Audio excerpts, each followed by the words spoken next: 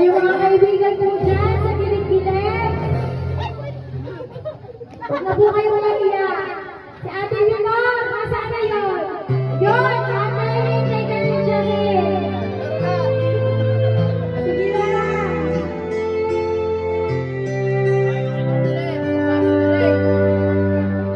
Yung sa akin, alam na nila yun.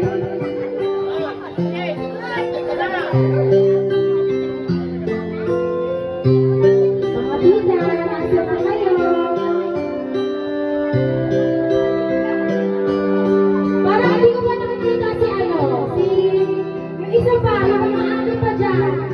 Yung mga ate pa ni Charing, parang natalawa pang ate ang nakita ko. Yung iba